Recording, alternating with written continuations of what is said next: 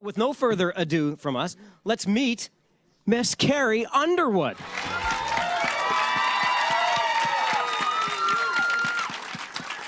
Hi.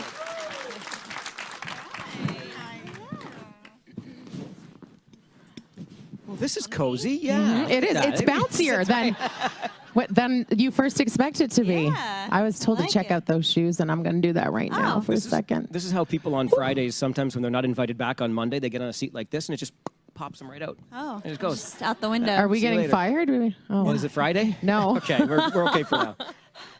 So welcome. Thanks for coming. Thank you. Thank you guys for being here. We this morning when we were on the air, we were having a conversation with someone who said, "Oh, well, ask her if she's staying for Thanksgiving this weekend." I was like, "Why? Do you want us to invite her to your house?"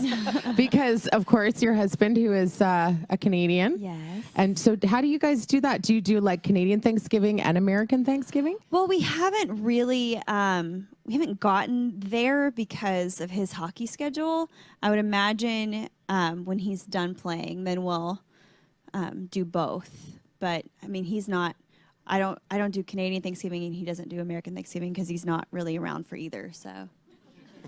And then you don't have to. And then you're touring mostly in the summer, so Yeah. you don't have to choose Independence Day or Canada. Right, Canada but Day. it's, You can- you know, it's really cool that we get both. We never have to choose like whose family we're gonna go see on Thanksgiving because they're two separate events. So it's a blessing. We can do both families. He's got his schedule, of course, with hockey. You've got your schedule, of course, as an artist. And you do such a great job of keeping in touch with your fans through social media. So your Instagram account is full of great little updates on Isaiah. And one of the ones that I really enjoyed was Mike and Isaiah on the bus, kind of looking out the window, watching the Yeah. world go by, as you said. What's it like now juggling? You've got both careers, which are high-demand careers, and baby Isaiah now, too. I mean, worlds collide quite a bit. Just trying to be mom and trying to do what I do, and but we're making it. We're making up the rules as we go along and figuring everything out. And he's a great little traveler, and he's easy to tote around. And you know, he does enjoy like looking out the window, and he's pretty content. So it's not like I'm having to, I don't know, deal with like a kid that's melting down while I'm trying to do this other stuff. Like he's just a happy guy. Will you take a video when he's 2 and he's like, "No getting off the bus," and throws a fit and post that for us? Well, it's funny like to pick up on that even as small as he is. He's just a little over 7 months, and you know he'll grab something he's not supposed to have, and then you take it away from him, and then you kind of see the little mini fit starting, and I'm like, oh no, I'm not ready for that. Yeah, I will definitely take lots of videos in order to future humiliate him. Not humiliate, but just, you know, You never know embarrass. you never know when that's going to come in handy. right? Exactly. Absolutely. I've got lots of naked baby bathtub pictures, you know. Yeah. We Those call will it come in handy. documenting, but you're right. It's a good Right, tool right. for later. Yeah. You I'll know. show this to your girlfriend. Yes. Exactly. We could take them out of the photo album and hide them if we didn't like them, but now it's all on no. it's there on your Yeah. phone. You don't know mommy's password. Yeah, no. When it comes to Isaiah and how your perspective changes after you have a baby, like there's been some celebrity moms who've fought loudly lately, Jennifer Garner, Michelle Williams, about, you know, paparazzi taking pictures of the children when, you know, they didn't think that was an appropriate time. What's your perspective on that? What's your kind of your policy, and how do you think you're going to deal with that? Well, I mean, we live in Nashville, which you're still able to be a human in Nashville. I go to the grocery store. I take Isaiah to the grocery store. Like, we are able to just be people and be a family and live and not really have to worry about that too much.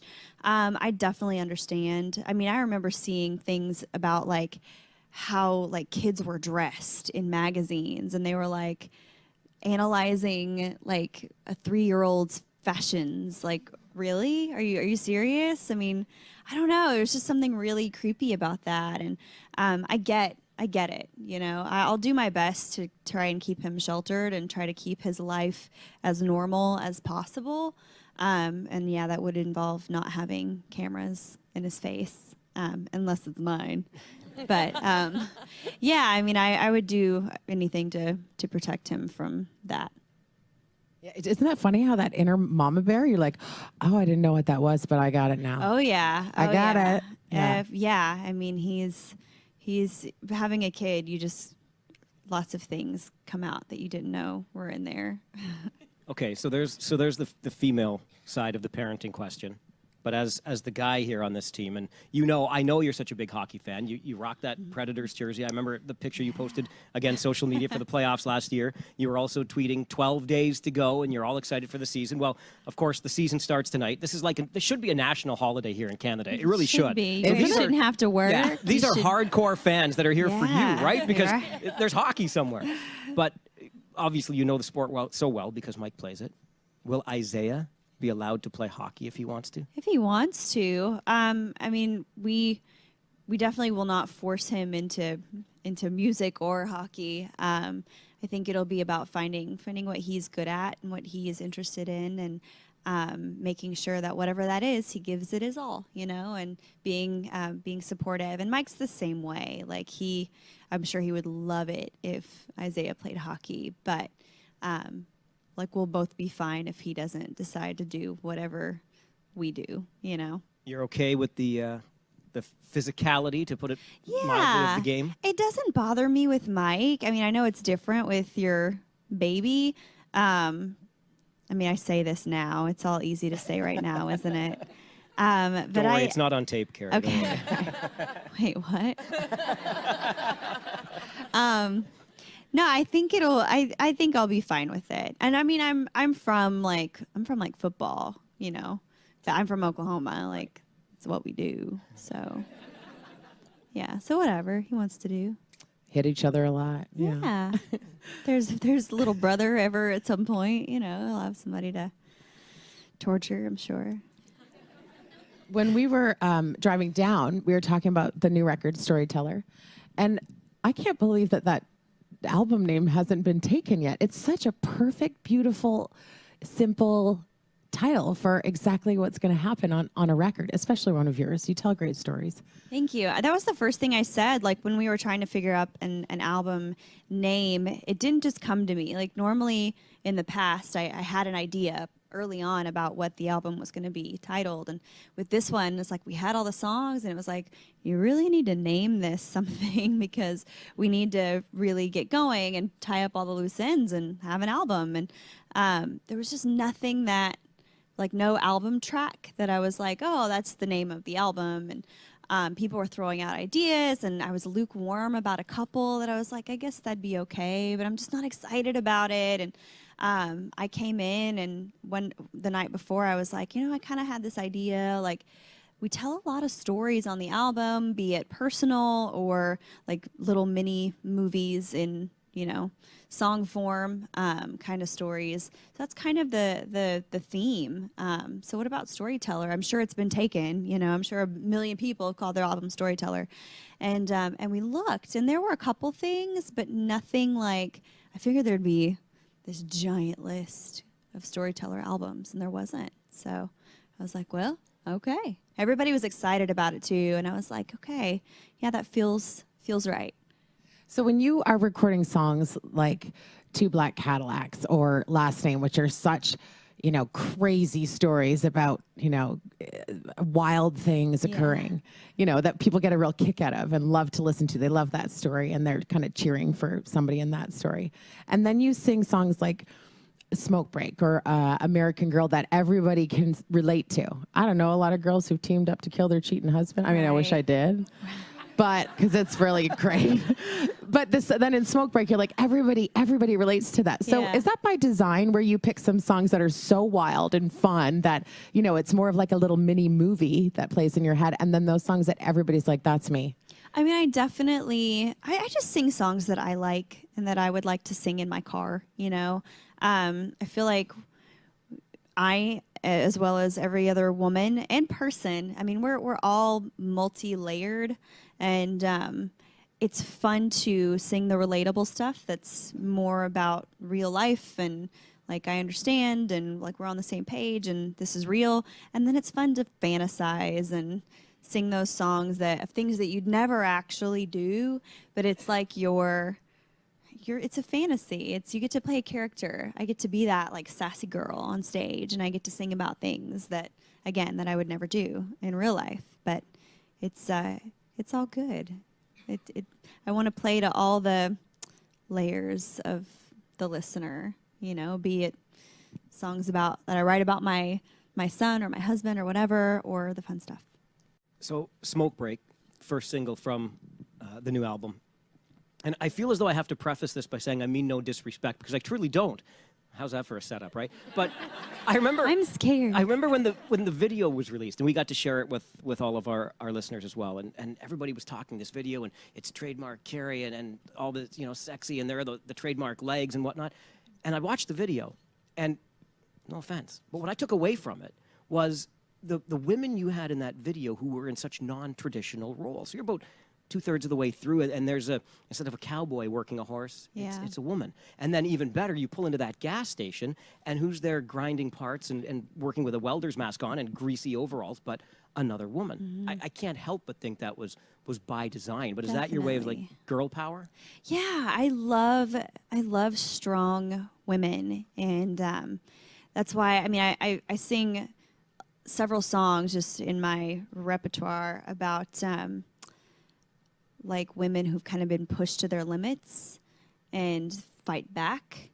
And I love strong women, and that was definitely a conscious effort in my mind, like when we were talking about the different little vignettes that were going to happen in the video, to make them be these strong women that, I don't know, you just don't see enough of. So how much input do you get in that part of the creative process, from the songwriting to the song itself, its production, and then ultimately the video? I mean, a song like Smoke Break, I was there from the beginning.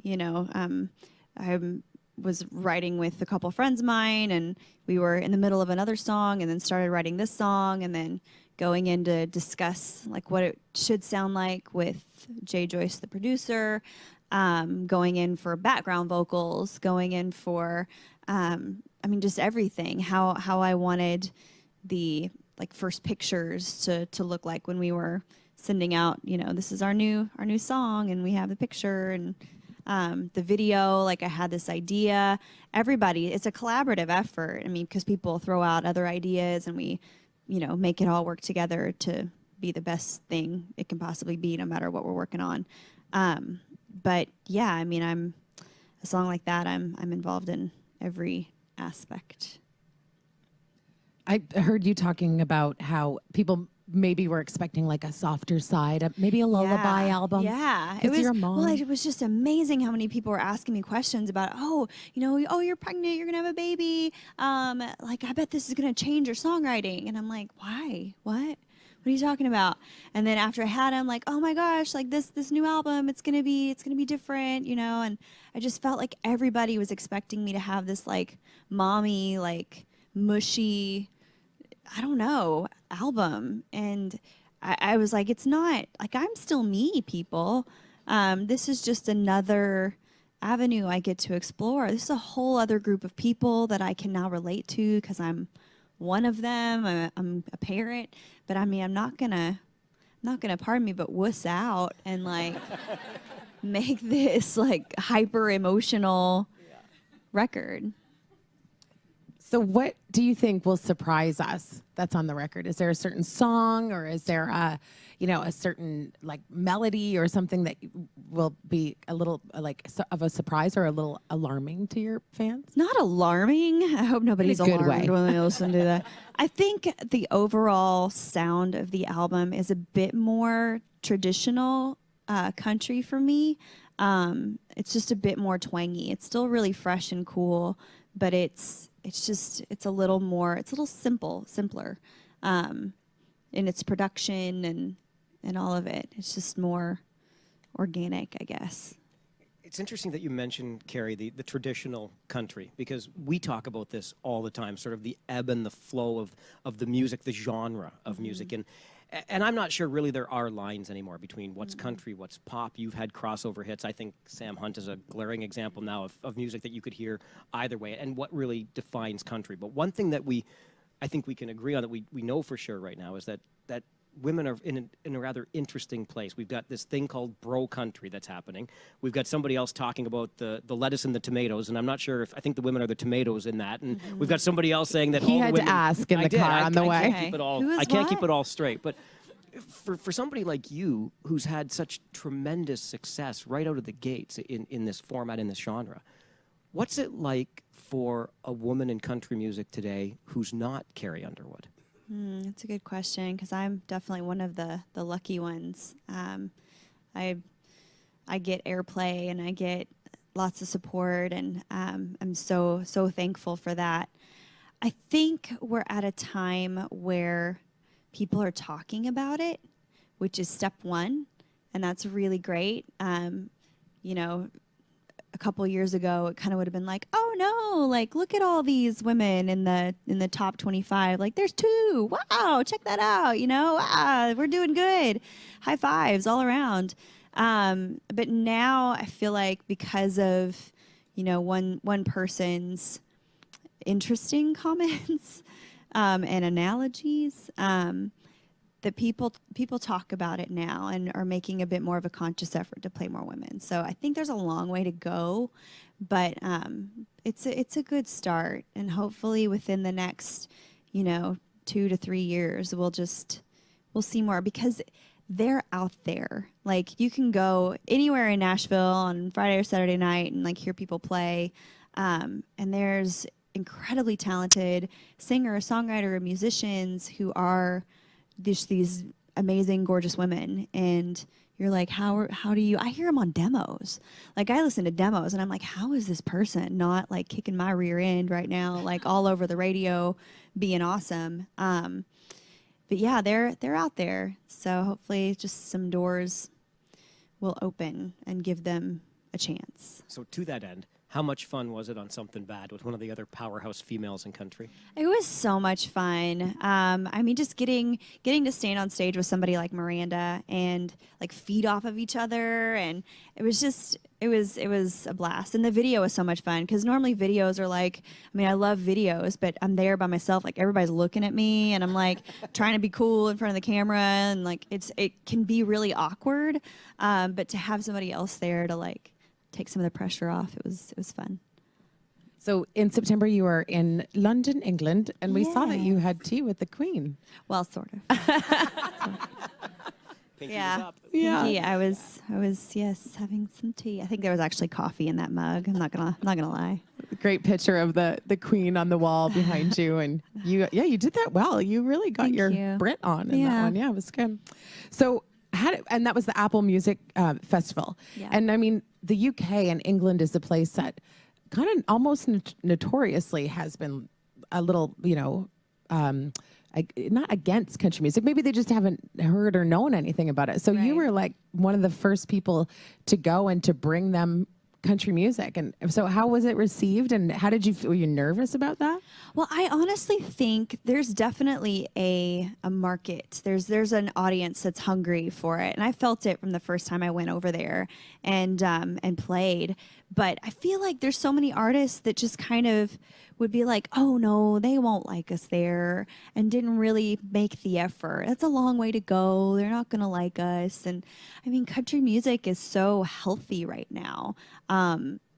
I mean, it's why wouldn't they, you know? And I feel like I've made an effort. There's a lot of other artists that have made an effort to take our stuff there. And every time I go, like the audiences grow, they get bigger and bigger. And the C2C thing is expanding and doing more and more shows in not North America. You know, we're going to other places, which is really amazing. So like I said, there's a want for country music outside of, you know, outside of us. Yeah.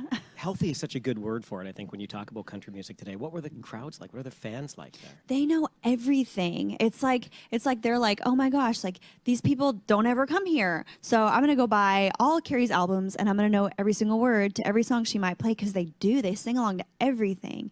So I feel like they're grateful that we did make the trip and they're excited.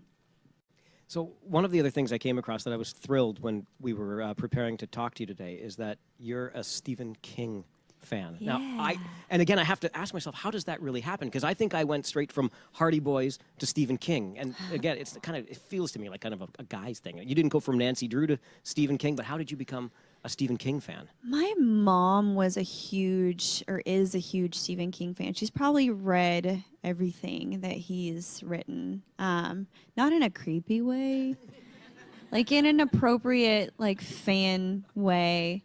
And I'm such an like audio visual person. It honestly is hard for me to read. And that sounds weird. That's just not how I learn. That's not how I would learn in school. I'd have to like write everything down and or listen to it or go see something and look up things that I could see. And that's just how I retain information and how I'm entertained. So the way he would write, he was just a very descriptive writer. So I could read his books or his short stories or whatever. I could actually finish a book. And Christine was an inspiration for Two Black Yeah. Cadillacs. This is Christine the novel. Yeah. Well, I mean, because the song's about it's Two Black Cadillacs, and so what can we do with that other than follow the storyline directly, which I don't really like doing most of the time in music videos. I want to why just act out what you're listening to? You know, why not add some other dimension in some way, or I don't know, just take it in a different direction. Right. So, yeah, we decided to make the cars, the killer. Yeah. His first novel was Carrie. Your mom was a fan. My name is Carrie, right? And it's coincidence? I don't know. The same way. Actually, my sisters named me. Yeah, we had like an S theme going in my family. Like my dad was Steven, and my sisters were Shanna and Stephanie. But my mom's name's Carol, so I think I was gonna be Stacy, and then my sisters were like, "You need someone. How about Carrie?" So that's my name. Nice. So did the C theme cross over when you were naming Kalia, the clothing line? You know, I didn't even think about that. Kalia was just... I knew I was going to say it right. You told me it's Kalia. okay. No. Everybody does it. I told you it's like this new word. It is a new word. It's not something you should know. So, yeah, Kalia. Prettier. I think that was good. Well, we were just trying to figure out, what do you name a clothing company? So we were like, I don't know, just trying to think of something that was strong and beautiful.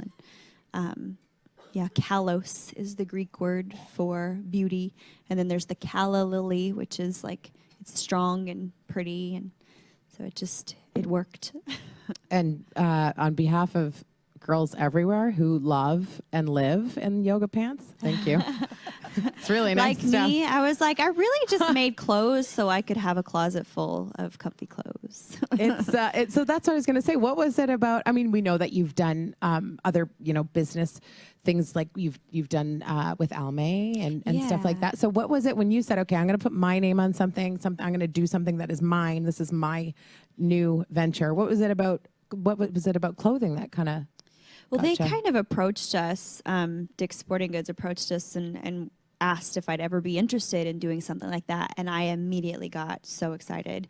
And then soon after, went in and met with everybody. And I was so impressed that I was in a room with just really amazing, strong women who were in different places in their lives, different ages, different ethnicities, but they were all just amazing and strong. And it was like women creating clothing for women. I don't know why that's like different or if that was a surprise, because you'd think that would be the way it should be, but it was amazing for us to just get there and like talk about things we liked and didn't like about clothes and pick colors and patterns and, talk about trends. And I like annoyingly snap pictures of my friends when I'm like, oh my gosh, I love your shirt. Like, I love this detail. Like, what is this material? And I bring things in, and the next meeting, they will have incorporated things that I brought in and liked, and I'll get to see them in potential Kalia form. Yeah, it's cool. Your price point is awesome. I mean, in Canada, and I'm sure you've heard of Lululemon, and Yeah. we were, everybody wanted Lululemon, but it was kind of really like almost unattainable. It was a real status symbol thing, and yours seems just more for everybody. Like, it's accessible, it's easy to wear, the price point's good. Like, it seems like you were really thinking about making it available to everybody when you were doing it. Well, they're definitely quality pieces. So it's like it's not cheap clothing. You know what I mean? No. But it's definitely not. We don't try too hard, and it's not about the status thing. It's about making women feel good about themselves. So we make quality things that do that. I have to bring it back to the sports. And football pants are like yoga pants. Yeah. Kinda, right? Tight. Yeah. Shinier, a little shinier. Maybe they are. Calf, thing. Sunday night Yeah. football, the Yeah. theme. And what I'm most interested in, Carrie, is sort of the making of. We watch the Sunday night football opening, and we see 60 or 90 seconds of you singing the theme song.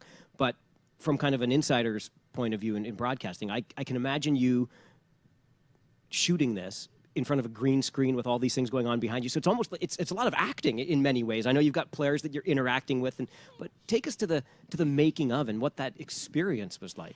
Well, so first we should go back to like the studio. And I'll go in and lay down like the bass version. So I'll sing through the song, but then I have to insert every combination of teams. So they know what their like schedule kind of is for the Sunday night football games, but I think it can change. They can late in the season. They have these flex games, right? Yeah. And I thought about that. You'd Look have at to go you in knowing and flex re-record. games. Yeah. No, I don't. I just do every all the combination. possibilities, of Yeah. course. And then they have playoffs. And I literally do every possible combination of teams that could possibly play each other in the playoffs. I could wait and do it later, but I'm like, let's just get it done now. It's fine.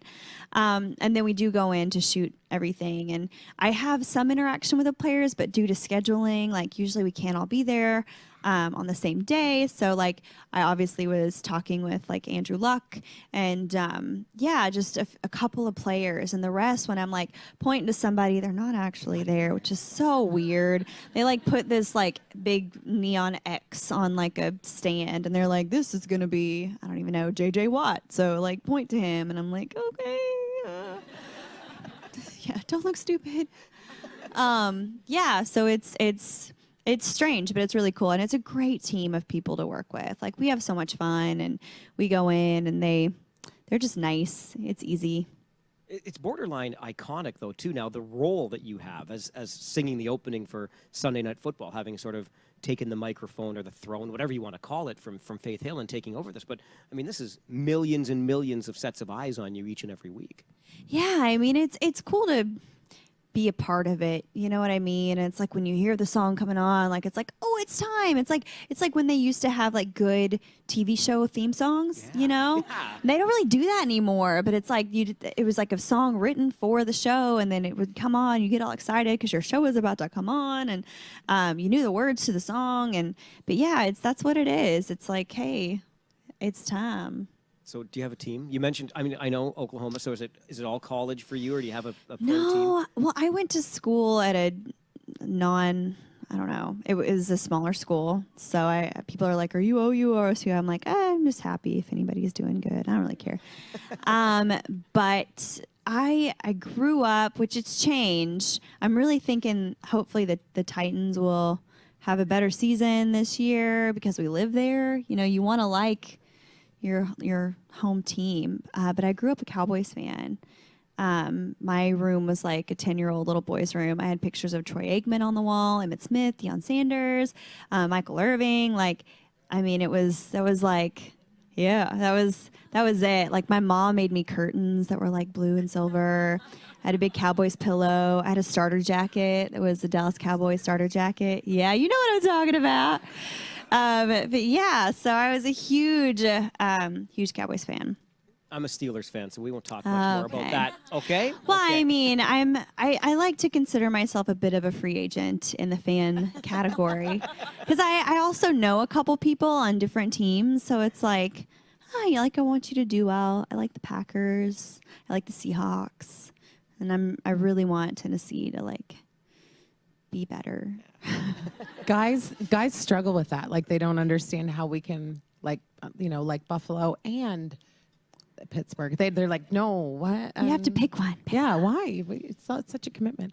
So I was just listening to you, and I was thinking, so if you're all home on a Sunday, and you come on the TV, and you're there giving Isaiah something to eat, and he sees you, is he making any connection yet? Like that's my mom. I Is that don't happening? think so. I've just seen him recently get, like today we FaceTimed with Mike, and I feel like he knew that was Mike. You know what I mean? Like I feel like he's just now really starting to like put it all, but that has to be confusing. Like mommy's here and mommy's there. Like what's going on right now?